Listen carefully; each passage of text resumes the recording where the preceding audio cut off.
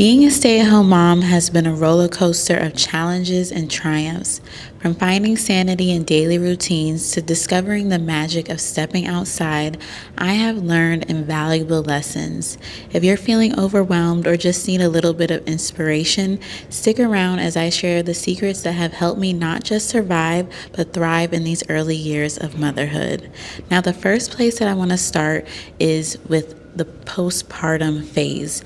I feel postpartum is different for every mom, so I'm not going to spend too much time here, but I definitely just gave myself grace to really just get the hang of the new baby and really not focus on much of anything else.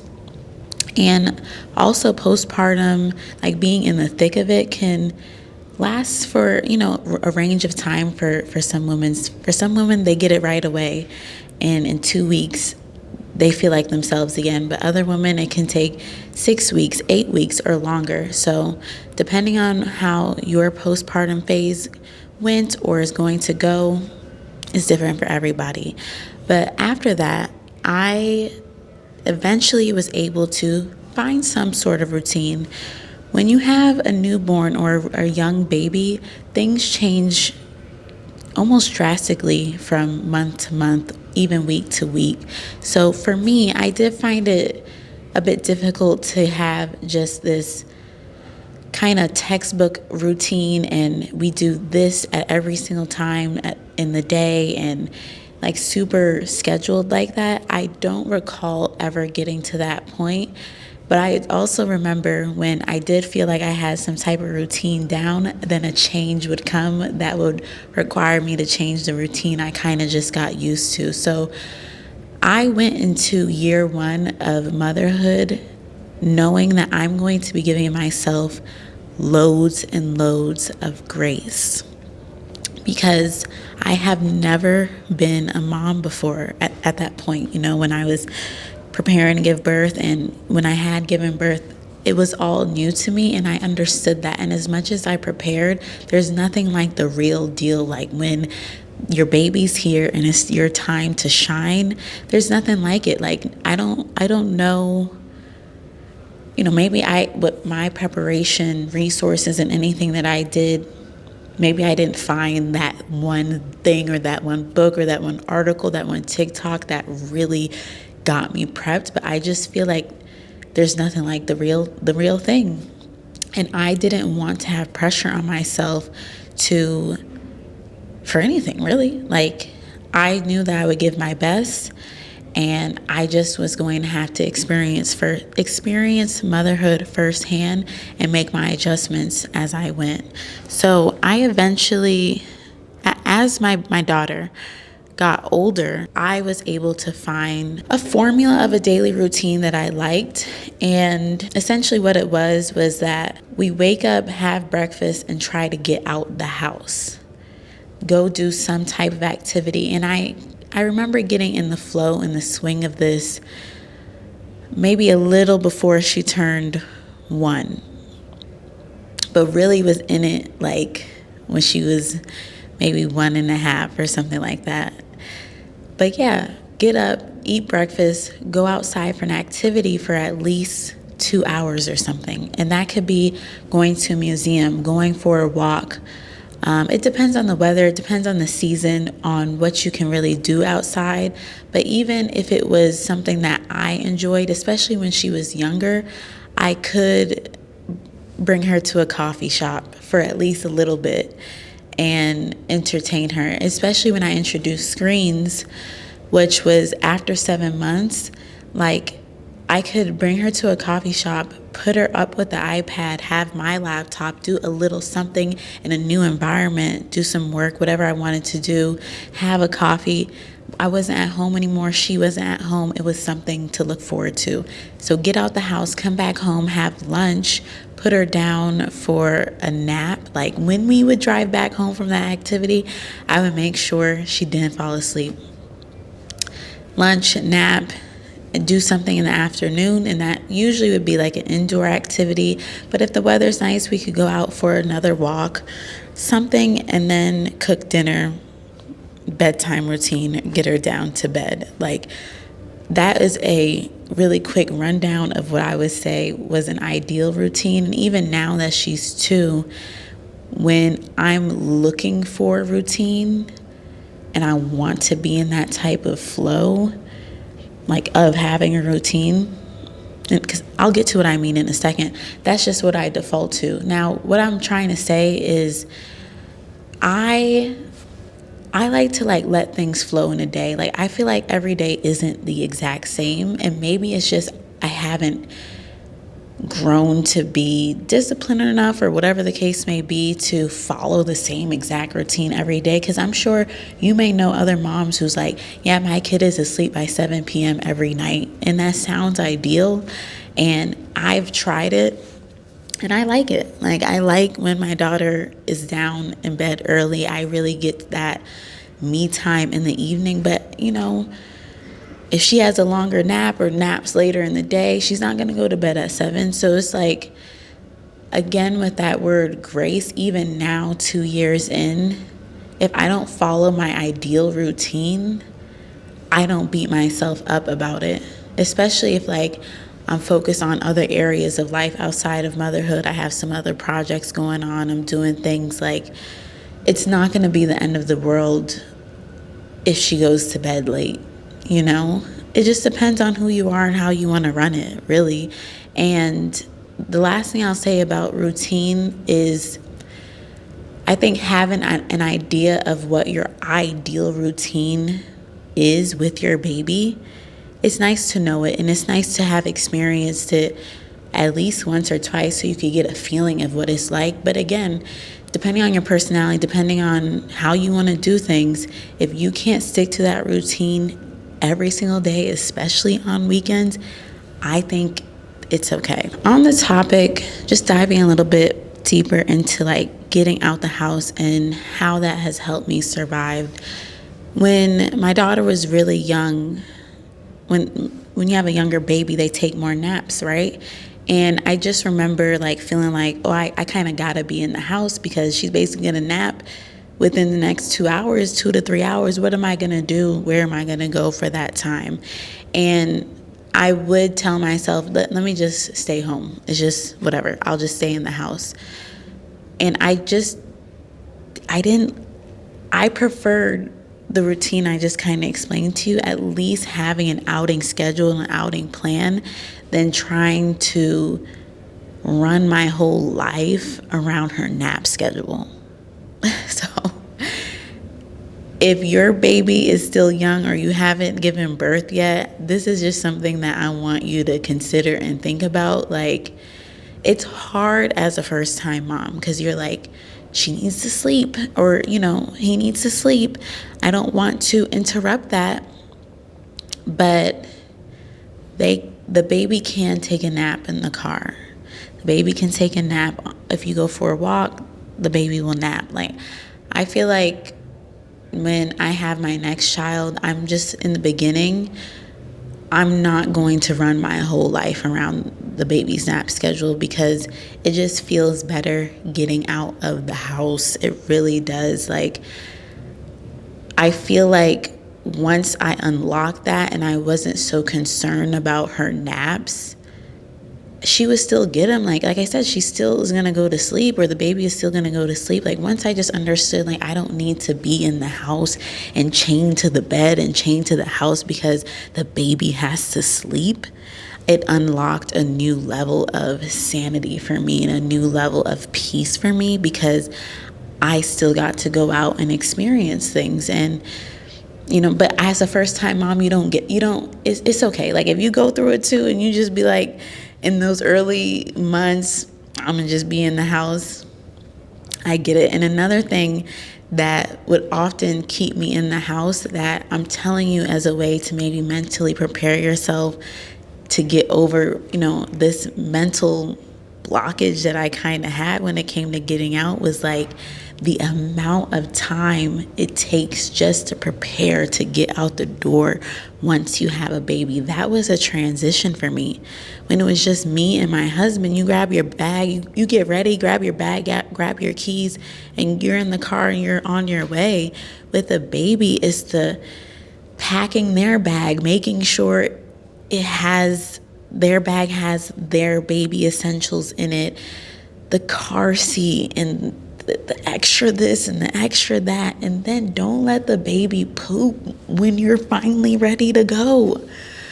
Oh my gosh, that happened more times than I would have liked to, but it just would feel like, damn, and then by the time you're really like ready to get out, the baby's nap time is like an hour away, like stuff like that. I feel like I would get hung up on and caught up on, and it would deter me from getting out the house. But in hindsight, something I could tell you is like, if you get into the habit of doing it and preparing to go outside, eventually I learned, because even as a younger baby, or 9 to 12 months or 14 months, it still takes prep to leave with the baby. It does. Eventually I learned that I'm better off preparing my bag, her bag, whatever we got to bring with us the night before, leaving it at the door around the entry area, so that I don't have to do all of that in the morning on top of my morning routine and the baby's morning routine. That's eventually a trick that I learned. But in the beginning, if you just want to start to get into the habit of it, eventually it won't be such a roadblock to getting outside of the house. You'll get used to it quicker, because it's not going to go away anytime soon. And over time, you don't bring as much stuff with you as you would when you have a newborn. When you have a 16-month-old, it just depends. It depends if you're just going out for an hour or so, blah, blah, blah. It depends. But you're gonna have to get used to, it's not just grab my bag, grab my keys, and leave anymore. I got stuff to do if I'm trying to leave this house today and to prepare for it, because I got to bring my baby with me. So take that, as you will. Let's talk about building a support network and socializing. So in year 1, making mom friends and things like that was difficult and awkward. It was awkward. Like, as a stay-at-home mom, when you're out during the day, you see another mom out during the day. It's like they're probably a stay-at-home mom too, or even if they're not, like, you see moms out and about. And I feel like in year 1, I probably got maybe 5 or 6, I don't know. I got a handful of numbers from moms. I didn't hit any of them up really, and they didn't really hit me up. I had probably 1 or 2 mom dates in year 1, and everyone's year 1 is different with the baby. For like 3 months, I wasn't even in my own city. I was over there with family, and I was also getting used to my new family dynamic of me, my husband, and my baby. Like, I was pretty content with just us 3. So it really depends on who you are. But again, in hindsight, reflecting now, I wish I started being more intentional about building that support group. Just had to adjust my leg a little bit, but I wish I was more intentional about building that support group a little bit early on, because relationships with other moms, I'm finding, is very important. So let's talk about year 2 and how I felt about connecting with other moms and stuff. So it felt like I was more open. I was more open to socializing with other moms in year 2. There's something that I found. I was at the park talking to another mom, and she put me on to, basically, they call it a social club for littles and their adults or something like that. And it's like little classes, like mommy and me classes, or whoever and me classes, and you get to connect with other moms. So I was like, oh wow, that's what I need. That was perfect. That was right in the beginning, around when my daughter had turned 1. And I'm like, that's perfect. I'm open to socializing now. Let me do it. And so I did that for a few months.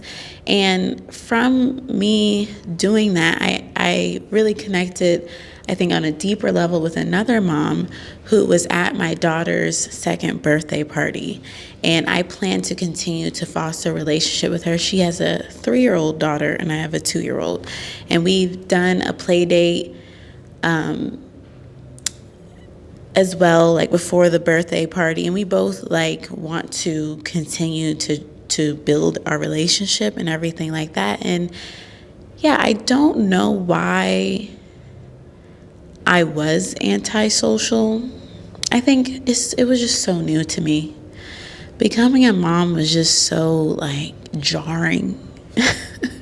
And I just wanted to like settle in it and be in it kind of on my own before I ventured out and was doing it with other moms. But year 2 and beyond, I do want that mom community because it's nothing like talking to someone who on a day-to-day like really knows what you're going through to some degree. You have friends and family in your life, but especially as a young, I'm 28 now. I got pregnant when I was 25. So relatively, I mean, young is so relative, but what I'm trying to say, you may not have other women in your life around your age that are parents yet, that have entered motherhood yet. And though they love you and they're close to you, they can't fully empathize with you the same way someone else who has entered motherhood has. So I think there's beauty in having a balance in like non-mom friends and mom friends. When you are a mom, stay at home or not, I think on the topic of having stay at home mom friends, now that's where it's like you really get to lock in with it, But as I learned, or as I came to find out, not all stay at home mom situations is the same. You could be a stay at home mom, but you may have a part-time job. But you figure that out on the weekends or something. You do that on the weekends, but Monday through Friday, you're with your baby, your child. You could be a stay-at-home mom and your partner really takes care of all the bills and everything. And it can feel like comfortable, or you can be in that situation and it can feel like really uncomfortable, it can feel really tight. That could be really new to you. You're not used to even relying on someone fully for money and stability in that way. So it's like there's diversity within stay-at-home mom life as well. And I think having some friends who are like the type of mom, whether you're a working mom, and I don't know, this video is for stay-at-home moms, but just in case other moms who fit other labels, working mom, whatever the case may be, finding a mom whose lifestyle mirrors yours as close as possible in terms of stay at home working, you know what I'm trying to say, I think is like another level of the mom friend stuff that you should consider. And I think like it goes a long way in terms of the conversations you have, not needing to overly explain yourself. When it comes back to the stay-at-home mom thing, you can get together around the same times. You don't have to wait till the weekend. Like I may have to wait as a stay-at-home mom versus a working mom. She might be more free on the weekends than during the week, and vice versa. I hope you get what I'm saying. I do want to talk a little bit about personal time, self-care, things of that nature. There was a time around when my daughter was 5 months, I think, and I saw that if I don't lean back into my dreams, like what do I want to do for myself, my passions, however you want to call it, if I don't find some type of time to lean back into that, versus like the other side of that is just being consumed fully with baby, consumed all about them, like all about the mom stuff and the motherhood. If I don't find time to be within other identities of myself outside of being a mom, I could easily go the other way. And the other way is postpartum depression. Like I do not feel like I experienced postpartum depression. And in the beginning, I said I'm going to just kind of skip over the postpartum phase because it's different for everybody. But to share a little bit. I definitely dealt with anxiety like those early weeks. But I was like, it was like a crossroads in my mind. Like, if I don't do this, like right now, today, I will go the other way. And it's different for everybody what that thing will be for you. But I needed to get back and like doing my own thing for Nala so that I can steer clear of that postpartum D. I don't even like that word, you know. I did not want to go through none of that. So to avoid that, I had to lean into my passion, which was, sorry, I got a phone call. I had to lean into my passions, which was content creation. And I started simple. I started with being intentional about posting my Instagram stories, and I chose that because it was already familiar to me. It was easy to do. It's going to disappear in 24 hours. I don't need to think much about it. And I eventually was like posting consistently in my Instagram stories again, and that felt nice, and that consistency translated over into YouTube. I did start my YouTube channel in June of 2023, and I went hard with it for a few weeks, and then I burnt out because I was so hyped just to be back on YouTube and everything like that. If you're curious, I vlogged that time period. It's all on this channel, but the point I'm making is that was my passion, and doing it, even though it like really kind of flipped me upside down, because managing like my mom responsibilities with my content responsibilities was like, oh wow, it's different when all you concern yourself with is focusing on your baby. But I was just like, oh wow, this is too much. I can't do this right now. And I ended up taking a break for maybe three or 4 months, and I got back on the horse, the content horse or wagon, in November 2023, and have been doing this since. So yeah, I think if you don't want to if you don't want to disconnect from yourself when you become a mom, and as a stay-at-home mom, I feel like compared to like a working mom, they have that time to be away and do something else besides be a mom. And like for me as a content creator and an entrepreneur, there's so many ways I could put it. Like I don't know why the word part-time work is in my mind, but I guess like I kind of spoke on earlier, there's stay-at-home moms that they work part-time, not because they need to contribute financially to their household, just because whenever that part-time work, it gives them time for themselves. And like that's also what self-care can look like. When I say self-care, I'm not necessarily talking about the showers and the facials and things like that, which are important, but I'm just talking about taking care of yourself in the sense of like yourself before you became a mom. What did she like to do? And can you find time to do that even while you're a stay-at-home mom?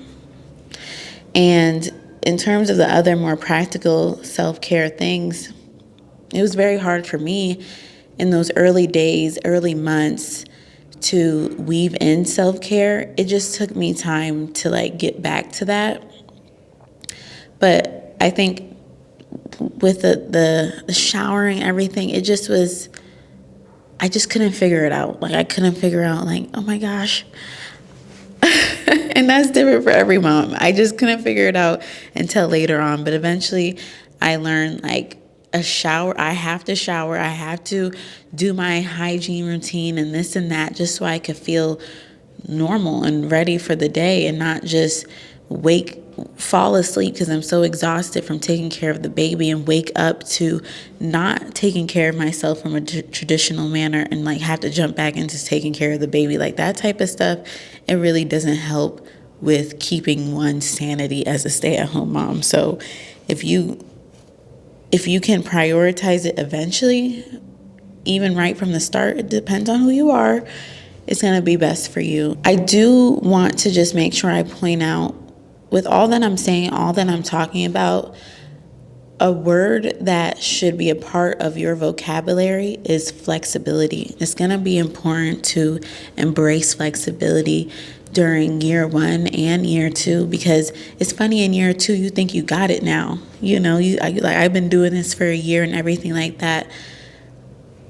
New challenges will arise, as well as triumphs, but new challenges will arise, and you have to be willing to adapt and be flexible so that you can just stay sane. That word is just so important. Your mental clarity and sanity is so important, and you have to, and I feel like a key to keeping that is being flexible, not being rigid and trying to fit yourself into certain molds. One thing that I didn't mention is the perfectionism. As stay-at-home moms, there's this thing, you want to be a perfect mom, you want to take care of your house, you want your house to be perfect, always be on top of your chores and your housework and the baby and their milestones, and preparing for things and taking them places and all this stuff. There's pressure to be perfect, and in the balance of oh, it's my responsibility to take care of the house and the baby. It's just you don't have to be perfect, especially right away. I remember feeling like I said, I gave myself grace a lot in the beginning, but I'm at a certain point, why can't I do this yet? Why can't I take care of my house and take care of my baby and take care of myself yet? But I still needed grace at that point. And eventually I just learned I'm going to that version of, I call my mom a super mom. She could do all that, and she worked. And I'm not there yet. And I would tell my husband, please do not expect me to be there, because I am not there yet. I need time to get there. And he has allowed that time, and I needed to allow that time. I remember when he was you're the one putting pressure on yourself to be there, So you got to really check yourself at the door to say, are you pressuring yourself to be this perfect, super stay-at-home mom? And if you are, pause and figure out how can you release that and allow yourself time and grace to get to that version of mama that you want to be. It's going to take time. Celebrating small wins. Every day there's a win that you can focus on. And as someone who would do the opposite of that sometimes, just focus on how hard the day was, how things just did not go as planned. That would be one of my favorite sayings to write in my journal. Things did not go as planned today. And when you decide to find a win, it really just boosts your confidence. It boosts your confidence. And it's not something that you have to do every day, find a small win, but during your week, just think about the things that have gotten done, the things that you are doing, the strides that you are making, because it's so easy to be hard on yourself and pressure yourself into being camera overheated. But it can be so easy to pressure yourself into being everything for everyone, and just being that woman that you once were while being a new mom and being a mom. It's just a lot of pressure that we as women can put on ourselves. And if you make it a habit to have celebrating small achievements a part of your life, your overall mood on a day-to-day is going to be much better. To recap all these points that I've shared about how I've survived being a stay-at-home mom for 2 years. 1, give yourself grace, especially in those early postpartum days, which is different for everybody, but ultimately is going to be one of the most craziest times of your life, the first few weeks after you give birth. Routine is important, but it's not everything. And you will find your ideal routine, have it in the back of your head. If you can follow it, great. If you can't, it's okay. Get out of the house, even if it's just for 30 minutes. Get out of the house. If it's just going to the grocery store, get out of the house. Plan moments to leave your home so you have that to look forward to, as well as your baby, toddler, etc. When you feel ready, build a support network of other moms and socialize with other moms who fit a similar makeup of your own life.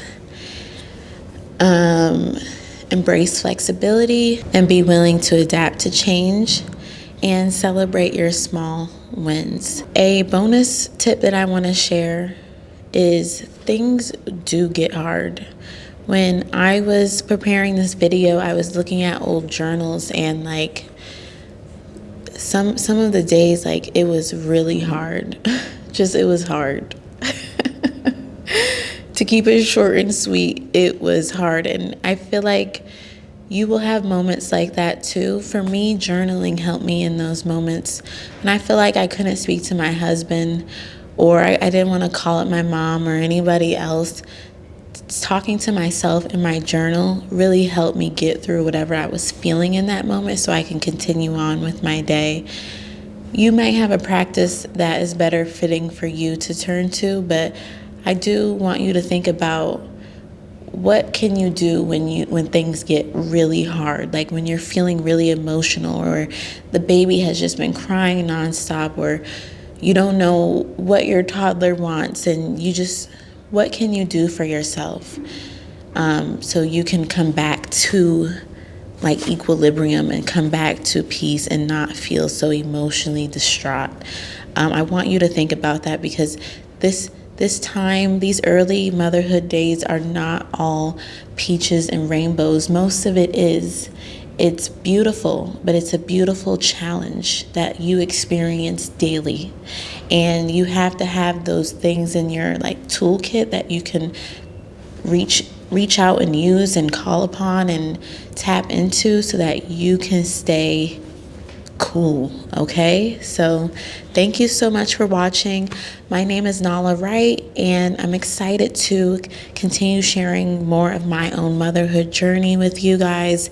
And yeah, I'll see you in my next video. Bye bye.